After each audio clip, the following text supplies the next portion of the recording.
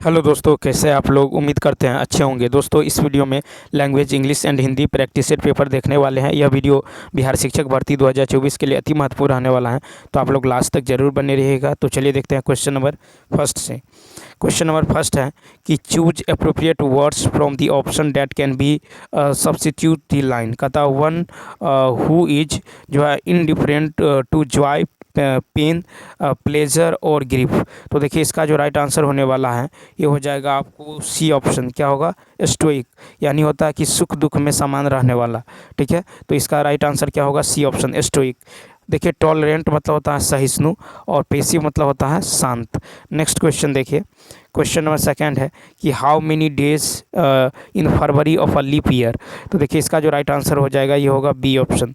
तो देखिए there are total 29 days in February of a leap year. Next question देखिए। Question number 3 है कि select the incorrectly split word. ठीक है, तो 3 का जो राइट आंसर होने वाला है ये हो जाएगा आपको बी ऑप्शन।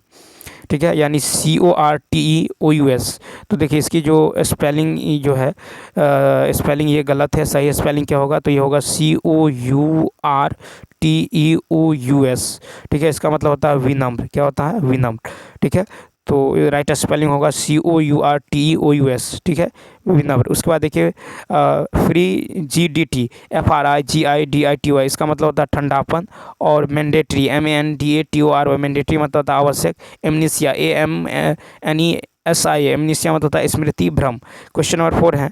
क्वेश्चन नंबर 4 की यदि बात करें तो 4 है कि दी अर्थ रोटेट्स फ्रॉम। तो 4 का हो जाएगा C option, west to east. The earth rotates from west to east. Question number देखिए 5। क्वेश्चन नंबर 5 की यदि बात करें तो 5 है कि select the most option that can be used as one word. तो देखिए कहता the state of being full और कंप्लीट। तो 5 का जो है 5 का हो जाएगा आपको बी ऑप्शन। क्या होगा? बी ऑप्शन, यानी प्लेंटीट्यूड। तो दी स्टेट ऑफ बीइंग फुल और कंप्लीट यानी प्लेंटीट्यूड, यानी प्रचुरता। क्या होता है? प्रचुरता और विपुलता। उसके बाद है PLEBISCIT, इसका मतलब होता है जनमत संग्रह। PLUNDR, प्लंडर मतलब होता है लूटना। PLIABILITY, इसका मतलब होता है अनुकूलनशीलता। Question number 6। क्वेश्चन नंबर 6 है कि which of the following is या आर इंडोर गेम्स। तो 6 का हो जाएगा आपको डी ऑप्शन।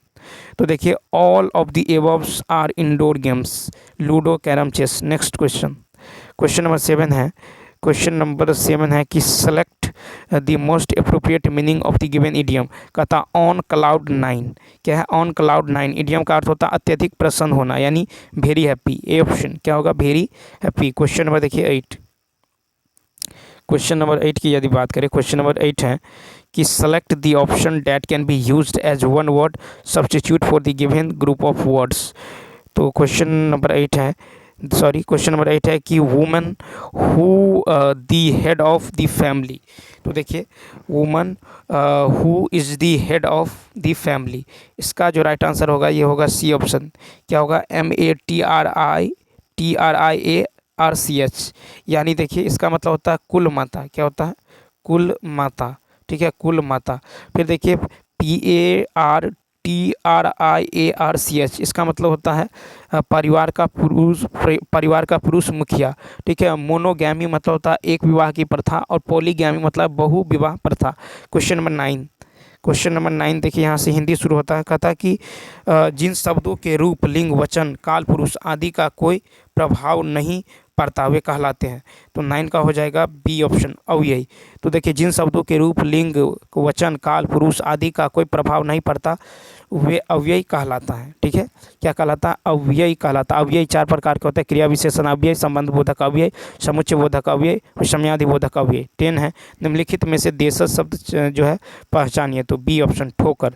तो देखिए क्या हो जाएगा? ठोकर क्या होगा? देशज। स्रोत के आधार पर शब्द के 4 भेद है, तत्सम, तद्भव, देशज, विदेशज। ठीक है, अब देशज उन शब्दों को कहते हैं जो बोलचाल तथा देश की अन्य भाषाओं से अभिगृहित है, जैसे लोटा, कटोरा, गाड़ी, पैसा, दाल, भात, ठीक है, दारू, बेटा आदि। बेगम तुर्की भाषा शब्द है। 11 नंबर देखिए, क्वेश्चन नंबर 11 है कि वैभव का घोड़ा तेज भागता है, वाक्य में अविकारी शब्द है, तो बी ऑप्शन तेज। ठीक है, तो वैभव का घोड़ा तेज भागता है, वाक्य में जो अविकारी शब्द है तेज है। अविकारी शब्द जो है अव्यय होते हैं। 12 है कि अन्वेषण शब्द किन दो शब्दों से बना है, तो 12 का बी अनु प्लस एसन। ठीक है, अन्वेषण शब्द जो है दो शब्द अनु प्लस एसन से मिलकर बना है। अनु प्लस एसन अन्वेषण होता है। अन्वेषण में यन संधि है। यन संधि के उदाहरण अति जोर अल्प अत्यल्प। ठीक है, उसके बाद है देवी जोर अर्पण देवर्पण और सु जोर आगत स्वागत। Question number 13। नेक्स्ट क्वेश्चन है कि पूर्ण विराम चिन्ह कौन सा है, तो पूर्ण विराम चिन्ह यानी बी ऑप्शन, ये क्या है, पूर्ण विराम है। ठीक, उसके बाद देखिए प्रश्नवाचक चिन्ह ऐसा होता है, प्रश्नवाचक चिन्ह। ठीक है, अल्प विराम चिन्ह की यदि बात करें तो ये है अल्प विराम चिन्ह। ठीक है, संयोजक चिन्ह ऐसा होता है। फिर देखिए क्वेश्चन नंबर 14 है कि कौन सा वाक्य शुद्ध अशुद्ध है, तो बी ऑप्शन, हम आज ही हमारा सामान ले जाएंगे। ठीक है, तो शुद्ध वाक्य होगा कि हम आज ही अपना सामान ले जाएंगे। क्वेश्चन नंबर 15 की यदि बात करें, 15 है कि कौन सी ध्वनियाँ आयोगवाह हैं। 15 का राइट आंसर होगा बी ऑप्शन, क्या होगा, अंग अह। ठीक है, आयोगवाह, तो आयोगवाह ध्वनियाँ हैं अंग अह। ठीक, अनुस्वार विसर्ग को आयोगवाह ध्वनि कहते हैं। ठीक है, आयोगवाह ध्वनियाँ स्वर के अंत में लगते हैं। ठीक है, क्योंकि यह न तो स्वर के अंतर्गत आता है और न ही व्यंजन के अंतर्गत आता है। ठीक है, ऐसे व्यंजन, ऐसे वर्ण जो अ के योग से उच्चारित होते हैं और व्यंजन वर्णों का उच्चारण वहन करते हैं, अयोगवाह कहलाते हैं। नेक्स्ट कहता है चारू चंद्र की चंचल किरणें खेल रही थी जल थल में, तो पंक्ति में कौन जो है अलंकार है, तो 16 का ए अनुप्रास। तो अनुप्रास शब्द जो है दो शब्दों से मिलकर अनु प्लस प्रास से है। यहाँ पर जो है अनु का अर्थ होता है बार बार तथा प्रास का अर्थ होता है वर्ण। ठीक है, उसके बाद देखिए अनुप्रास अलंकार 5 है। 6 का अनुप्रास, वृत्त्यानुप्रास, श्रुत्यानुप्रास और अंत्यानुप्रास और लटानुप्रास। क्वेश्चन नंबर 17 कहता है कि रति अस्थाई भाव का रस है, ए ऑप्शन श्रृंगार, क्या है, श्रृंगार। तो रति अस्थाई भाव है श्रृंगार। ठीक है, आचार्य भोजराज ने श्रृंगार को जो है रस राज कहा है। श्रृंगार रस का आधार स्त्री पुरुष का पारस्परिक आकर्षण है, जिसे काव्यशास्त्र में रति अस्थाई भाव कहते हैं। ठीक है, श्रृंगार मतलब होता है रति, हास्य का अस्थाई भाव हास्य है, करुणा का शोक है, वीर का उत्साह है, रौद्र का क्रोध है, भयानक का भय है, विभत्स का जुगुप्सा है, अद्भुत का विषम्य है, शांत का निर्वेद है। क्वेश्चन नंबर 18 देखिए, क्वेश्चन नंबर 18 है कि नीलकंठ शब्द में समास है, सी ऑप्शन कर्मधारी। नीलकंठ में कर्मधारी समास है। नीलकंठ नीला है कंठ जिसका, कर्मधारी। नीलकंठ में नीला है कंठ जिसका, अर्थात भगवान शंकर। बहुव्रीहि समास, बिंदु समास में दोनों पद प्रधान होते हैं तथा प्रत्येक दो पदों के बीच और एवं या अथवा का लोप होता है, जैसे लोटा, डोरी, सीताराम, माता पिता। नेक्स्ट क्वेश्चन है कि जहाँ उपनाम और उपमेय में अभेद हो वहाँ अलंकार होता है, बी ऑप्शन रूपक अलंकार। तो जहाँ उपमान और उपमेय में अभेद हो वहाँ रूपक अलंकार होता है। ठीक है, नेक्स्ट क्वेश्चन देखिए, क्वेश्चन नंबर 20 कहता है निम्नलिखित में से कौन सा शब्द जो है युग्म का अर्थ सही है, तो 20 का होगा ए ऑप्शन शंकर, शंकर मिश्रित शिव। ठीक है, तो देखिए शंकर का अर्थ होता है मिश्रण, दो का मिश्रण, और तालब सौप्रम शंकर का अर्थ होता है शिव भगवान। नेक्स्ट क्वेश्चन देखिए 21 नंबर है कि जिसकी आशा न की गई हो, इस वाक्य के लिए एक शब्द होगा, तो 21 का होगा ए ऑप्शन अप्रत्याशित। ठीक है, जिसकी आशा न की गई अप्रत्याशित। कुछ अन्य वाक्यांश के लिए शब्द है कि अचानक होने वाला, आकस्मिक, कम बोलने वाला, मितभाषी, जो पहले न घटित हुआ, अभूतपूर्व, जो कुछ न जानता हो, अज्ञे, भूख से व्याकुल, तो क्षु धातुर, ईश्वर में विश्वास करने वाला, आस्तिक, जो नष्ट होने वाला हो, नश्वर। 22 है कि वधु प्लस उत्सव से शब्द बनेगा, तो 22 का बी बनेगा वधुत्सव। ठीक है, वधुत्सव में दीर्घ स्वर है, वधु जोर उत्सव, वधुत्सव। क्वेश्चन नंबर 23 कहता है कि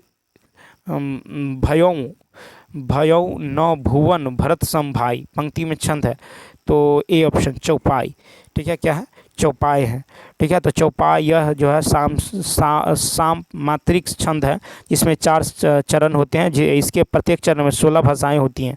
जिस रचना में मात्राओं और वर्णों की विशेष व्यवस्था तथा संगीतात्मक लय और गति की योजना रहती है उसे छंद कहते हैं। छंद 4 प्रकार के वर्णिक, मात्रिक, उभय तथा मुक्त नेक्स्ट क्वेश्चन देखिए, क्वेश्चन नंबर 24 है कि अर्ध शब्द की का सही वर्ण विच्छेद क्या होगा। तो 24 का होगा सी, ओ जोड़ र जोड़ ध जोड़ य जोड़ अ, ठीक है, 24 का सी। क्वेश्चन नंबर 25 देखिए, घोष व्यंजन को पहचानिए। तो घोष व्यंजन की यदि बात करें तो 25 का होगा सी, ज। तो घोष व्यंजन क्या है, ज है। तो जिन व्यंजन के उच्चारण में स्वर तंत्रियों में कंपन हो वह घोष व्यंजन कहलाते हैं। प्रत्येक वर्ग का तीसरा, चौथा, पांचवा व्यंजन वर्ण जो है घोष ध्वनि होता है, जैसे ग, घ, र, ज, झ, य, ड, ढ, न। अघोष व्यंजन प्रत्येक वर्ण का पहला और दूसरा व्यंजन अघोष होता है, जैसे क, ख, च, छ, ट, ठ, त, थ, फ, फ। ये अघोष होता है, अघोष होता है पहला और दूसरा। क्वेश्चन नंबर 26 है कि जहाँ उपमान उपमेय विशेषण विशेष संबंध हो वहाँ समास होता है। तो 26 का बी ऑप्शन, कर्मधारय समास, ठीक है। तो ऐसा समास जिसका पहला पद विशेषण और दूसरा पद विशेष होता है, पूर्व पद एवं उत्तर पद में उपनाम और उपमेय का संबंध हो, उसे कर्मधारय समास कहते हैं। उदाहरण, नीलकमल, नीला है जो कमल। पुरुषोत्तम, पुरुषों में जो उत्तम। पीताम्बर, पीत हैं जो अंबर। नीलकमल, नीला है जो कमल। 27 नंबर देखिए, 27 से 29 तक पैसेज को पढ़ के आपको जो है उत्तर देना है, ठीक है। तो 27 नंबर क्वेश्चन की यदि बात करें तो यहाँ पे देखिए 27 है कि मानव जीवन में किसका सर्वोत्तम स्थान है। 27 का जो राइट आंसर होगा ये होगी का, क्या होगा, बुद्धि का। तो देखिए मानव जीवन में जो है किसका जो है, तो देखिए बुद्धि का। देखिए बुद्धि मानव सभ्यता के उत्थान का जो है मुख्य कारक रही है, ठीक है। बुद्धि के प्रयोग से मानव जो है, मानव मात्र ने अपनी सुषुप्त स्थितियों को जागृत कर आधुनिक भौतिक युग की रचना की है, ठीक है। सुई से लेकर हवाई जहाज बनाने तक जो है यात्रा बुद्धि के पथ पर सवार होकर जो है की गई है, ठीक है। तो इसका राइट आंसर क्या हो जाएगा आपको, तो इसका राइट आंसर हो जाएगा बुद्धि, ठीक है। मानव जीवन में किसका सर्वोत्तम स्थान है, तो बुद्धि का, सी ऑप्शन। 28 का देखिए, कहता है कि किसका निर्माण बुद्धि के प्रयोग द्वारा हुआ है। 28 का हो जाएगा डी ऑप्शन, क्या होगा, डी ऑप्शन हो जाएगा, ठीक है। तो देखिए बुद्धि द्वारा जो है श्रम को, मानव सभ्यता का उत्थान में श्रम का बहुत ही बड़ा योगदान रहा है। उस श्रम को दिशा देने का महत्वपूर्ण कार्य बुद्धि द्वारा ही संपन्न हुआ है। 29 नंबर कहता कि मानव जगत की जटिलतम समस्याओं का निराकरण भी बुद्धि के जादुई स्पर्श द्वारा हो सकता है। तो क्या आशय है, तो 29 का सी ऑप्शन, दिन और रात कैसे होते हैं, ठीक, दिन और रात कैसे होते हैं। तो बुद्धि के जादुई स्पर्श द्वारा संभव हो पाता है कि एक उदाहरण है कि दिन और रात कैसे होते हैं। 30 नंबर क्वेश्चन नंबर 30 है कि निम्न वाक्यों में अशुद्ध वाक्य का चयन करें। तो 30 का होगा बी ऑप्शन, वह सकुशल सहित अपने घर पहुंच गया। तो दिए गए वाक्यों में जो है अशुद्ध वाक्य हैं, इसका शुद्ध रूप होगा कि वह सकुशल अपने घर पहुंच गया। तो चलिए दोस्तों, इस वीडियो में इतना ही। यदि यह वीडियो अच्छा लगा हो तो लाइक, शेयर और सब्सक्राइब करना ना भूलें। साथ ही साथ कमेंट करके बताइए यह वीडियो आपको कैसा लगा। तो चलिए मिलते हैं नेक्स्ट वीडियो में। Thanks for watching.